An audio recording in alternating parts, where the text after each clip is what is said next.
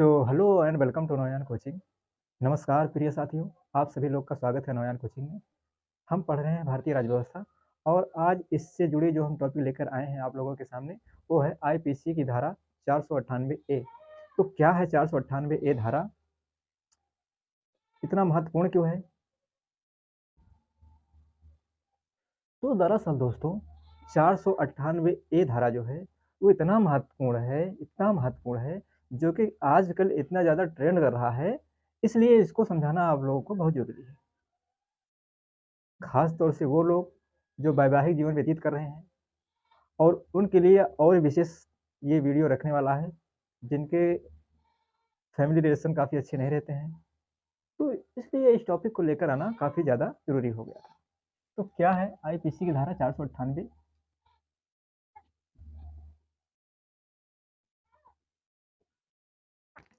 IPC की धारा 498 ए क्या बात करता है?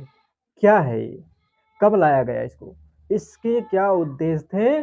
और फिर आज के समय में इसकी क्या स्थिति है? क्यों आजकल ये काफ़ी ज़्यादा चर्चा में रहा है? क्यों आजकल ये काफ़ी ट्रेंड कर रहा है? इस पे समय समय पर काफ़ी न्यायालयों द्वारा काफ़ी ज़्यादा ऐसे डिफ़िकल्ट डिसीज़न आ रहे हैं। सुप्रीम कोर्ट ने अभी हाल ही में एक फैसला सुनाया जो कि इससे काफ़ी अलग है। तो इन सारी बातों को लेकर के हम आप लोगों के सामने आए हैं। लेकिन इससे पहले हम ये जानने का प्रयास करते हैं कि आईपीसी की धारा 498 ए क्या है? और ये कब लाया गया? क्यों लाया गया? इसका उद्देश्य क्या-क्या है? इसको लाने के पीछे क्या उद्देश्य था? और आज के समय में इसकी क्या स्थिति है?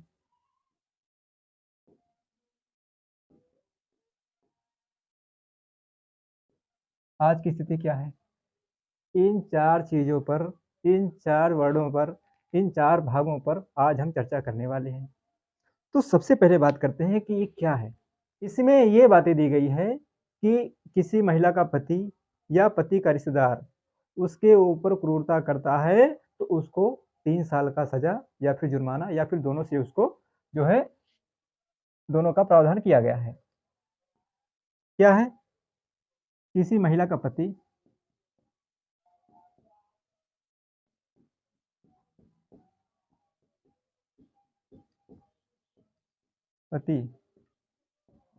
या उसके रिश्तेदार द्वारा क्रूरता क्रूरता करता है तो उसको 3 साल का 3 वर्ष का सज़ा का प्रावधान किया गया है। अच्छा ठीक है। अगर कोई किसी भी महिला का पति या पति का रिश्तेदार उस महिला के ऊपर क्रूरता करता है तो उसको 3 साल की सज़ा का प्रावधान किया गया है या फिर उसके साथ-साथ उसको जुर्माना भी हो सकता है। अब ये क्रूरता शब्द क्या है? क्रूरता का मतलब कोई भी जानबूझकर किया गया आचरण जो ऐसी प्रकृति का हो जिससे महिला को आत्महत्या करने के लिए प्रेरित किया जा सके या महिला के जीवन अंग या स्वास्थ्य चाहे वो मानसिक हो या शारीरिक हो को गंभीर चोट या खतरा हो या फिर दूसरा महिला का उत्पीड़न जहां ऐसा उत्पीड़न उसे या उससे संबंधित किसी व्यक्ति को किसी संपत्ति या मूल्यवान सुरक्षा की किसी भी गैर कानूनी मांग को पूरा करने के लिए मजबूर करता हो। और इसमें कुछ है तो इसको क्या कहते हैं? क्रूरता कहते हैं। ऐसी बातों को क्या कहते हैं? क्रूरता कहते हैं। इसकी व्याख्या 498 ए में किया गया है। क्रूरता शब्द आप समझ गए। अब बात करते हैं कि ये कब लाया गया। बात समझ में आ गया है क्या है? इसका मतलब ये है, अब ये कब लाया गया? ये आईपीसी की धारा 498 ए 1983 में इसको शामिल किया गया।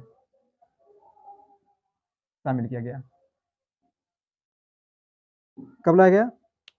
1983 में इसको शामिल किया गया। अब इसका उद्देश्य क्या था? इसका मुख्य उद्देश्य यह था कि विवाहित महिलाओं को घरेलू हिंसा से बचाना। क्या था? विवाहित महिलाओं को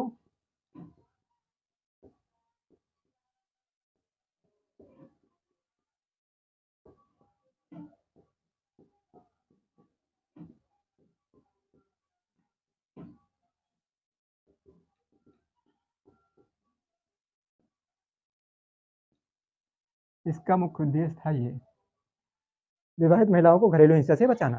ठीक है, अब इसमें और भी बातें की गई थी। इसमें यह कहा गया है कि यह पति या उसके रिश्तेदार द्वारा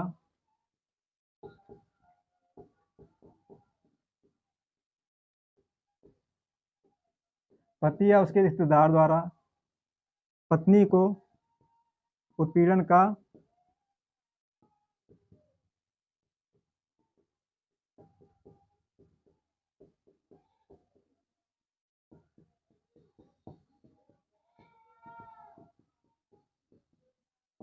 इसमें दिया गया है, पति या उसके रिश्तेदार द्वारा पत्नी को उत्पीड़न का निशाना बनाते हैं तो उनको 3 साल का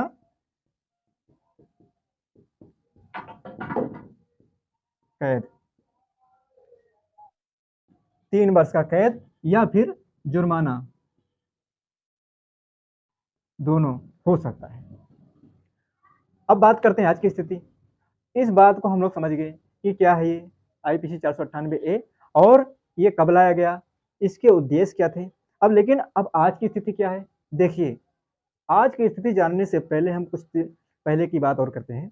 जब 1983 में इस कानून को लाया गया, उसके पहले यदि आप 1980 के दशक से पहले जाएंगे तो आप वहां पाएंगे कि काफी ज्यादा विवाहित महिलाओं के साथ अत्याचार हुआ करता था। उनके परिवार वालों द्वारा दहेज ना मिलने पर उनको शोषित किया जाता था, उनके साथ शोषण किया जाता था, भेदभाव किया जाता था। इसलिए आपको आपने सुना होगा कि काफ़ी ज़्यादा उस समय महिलाएं आत्महत्या का शिकार होती थी, कहीं अपने ऊपर आग लगा लेती थी। तो इस तरह के यदि आप 1980 के दशक से पहले जाएंगे तो आप ये पाएंगे कि रियलाइज़ करेंगे कि हाँ, उस समय महिलाओं के साथ कितना ज़्यादा दुराचार होता था, उनके साथ अत्याचार होता था। विवाहित महिलाओं को उनके परिवार वालों द्वारा कितना उनके ऊपर शोषण किया जाता था और आत्महत्या के मामले तो इतने ज़्यादा आते थे कि आपने कई बार सुना होगा कि विवाहित महिलाएं अपने ऊपर डीजल डाल के, मिट्टी का तेल डाल करके आत्मदाह कर लेती थी। इन सारे केसेस को देखते हुए इस कानून को लाया गया था। उस समय ये रिलेवेंट था, अच्छा खासा चल रहा था, लेकिन फिर क्या हुआ कि इस पर काफ़ी ज़्यादा डिसीजन इसके खिलाफ आने लगे। ऐसे ऐसे केसेस झूठे क्यों आने लगे कोर्ट में, तो इसको जानने से पहले पहले बात करते हैं। देखिए, इसके क्या प्रावधान किए गए थे। इसमें महिलाओं का केवल एक बयान ही काफ़ी होता था। महिलाओं के एक बयान पर पुरुष को जेल में डाल दिया जाता था।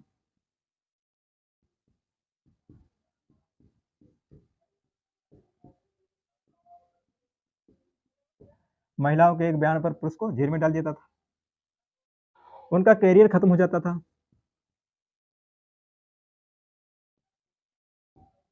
करियर, आत्मसम्मान या और भी सारे उनको नुकसान होते थे। उनका करियर खत्म हो जाता था। अब बात करते हैं इसके प्रकार।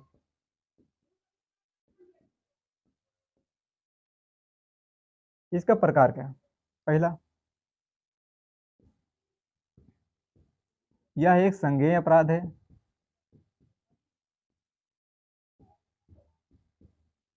संज्ञेय अपराध और ये गैर जमानती है।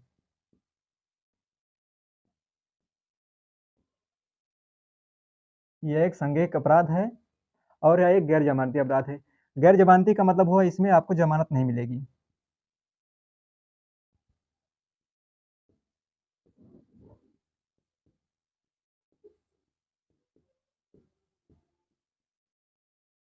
जमानत नहीं मिलेगी। पुलिस आपको बिना वारंट के गिरफ्तार कर सकती है।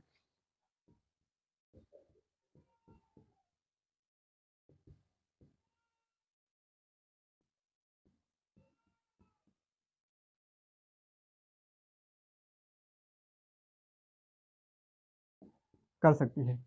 ठीक है, इसका प्रकार कैसा है? यह एक संज्ञेय अपराध है और गैर जमानती है। इसमें आपको जमानत नहीं मिलती है।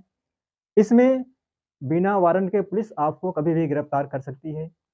इसका प्रावधान ये था, मतलब महिला का एक बयान ही काफ़ी है। महिला के एक बयान पर आपको कभी भी जेल में डाल दिया जा सकता है, बिना वारंट के आपको गिरफ्तार कर लिया जा सकता है। तो इस प्रकार का केस काफ़ी अच्छा चला था। फिर बाद में महिलाओं द्वारा इसको एक हथियार के रूप में इस्तेमाल किया जाने लगा। इसका दुरुपयोग किया जाने लगा। कैसे किया जाने लगा? अभी हाल ही में एक राष्ट्रीय अपराध रिकॉर्ड ब्यूरो की एक रिपोर्ट में 2021 ये किसमें केवल 17% ऐसे केसेस थे 498A से जुड़े जिसमें अभियुक्त को सजा हुई।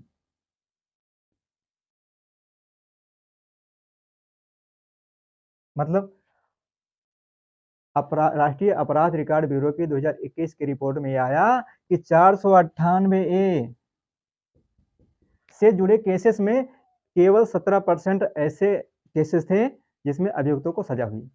इसका मतलब ये हुआ कि 83% केसेस जो थी वो कहीं ना कहीं फर्जी थी। तो इतने सारे फर्जी केसेस आते थे, इसका मतलब हुआ कि कहीं ना कहीं इसका जो है महिलाएं दुरुपयोग कर रही थी। अभी कलकत्ता हाई कोर्ट ने कहा था, कोलकाता हाई कोर्ट ने क्या कहा था?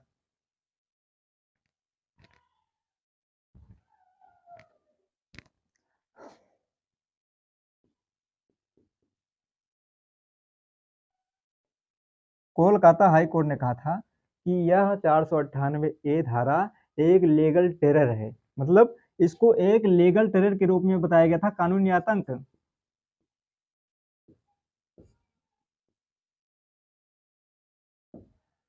महिलाएं इसको 498A को कानूनी आतंक के रूप में इस्तेमाल करती हैं। ये हम नहीं कह रहे हैं, ये कोलकाता हाई कोर्ट का बयान है।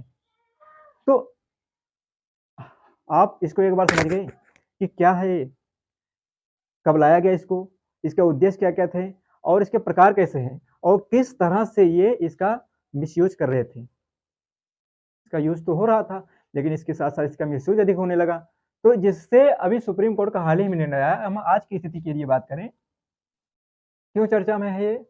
देखिए, सुप्रीम कोर्ट का एक बयान आया, ससुराल वालों का एक अनुचित व्यवहार क्रूरता नहीं है।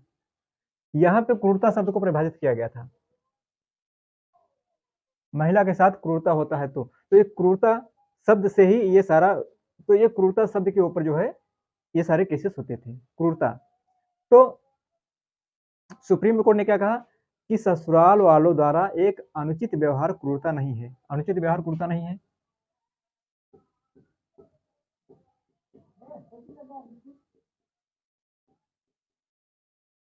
द्वारा एक अनुचित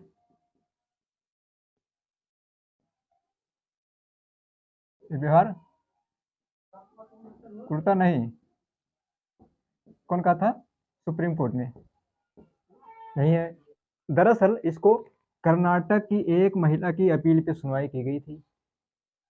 इसमें यह बात की गई थी, एक महिला को अपने उसकी भाभी द्वारा उस पर यह आरोप लगाया था कि उसके साथ अपभद्र भाषा का इस्तेमाल और उसके सामान को कूड़ेदान में बहाने का जो है आरोप था।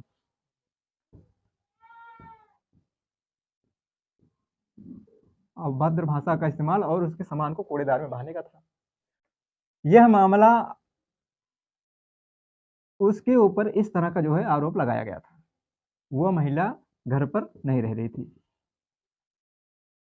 यह मामला आईपीसी की धारा 498 के तहत दर्ज हुआ था, एक के तहत दर्ज था। इस तरह का केस था, महिला अपने घर नहीं रह रही थी, वो कहीं विदेश में रह रही थी। तो उसकी जो भाभी है अपने ऊपर लगे क्रूरता का कोई खास ब्यौरा उपलब्ध नहीं करवा पाई। परिणाम ये क्या हुआ कि सुप्रीम कोर्ट ने कहा ये केस इनवैलिड है, इसको अवैध घोषित कर दिया। तो हाल ही में हमने कहा कि ये डिसीजन जो है इतनी महत्वपूर्ण क्यों है?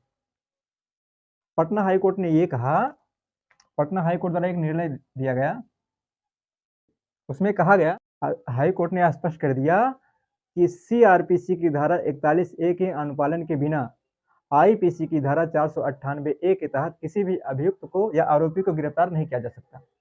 इसका मतलब ये हुआ कि बिना 41A के अनुपालन के बिना 498A के आरोपी को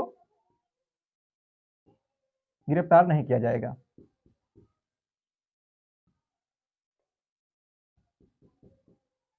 गिरफ्तार नहीं किया जाएगा। बात करते हैं सीआरपीसी की धारा 41A क्या है।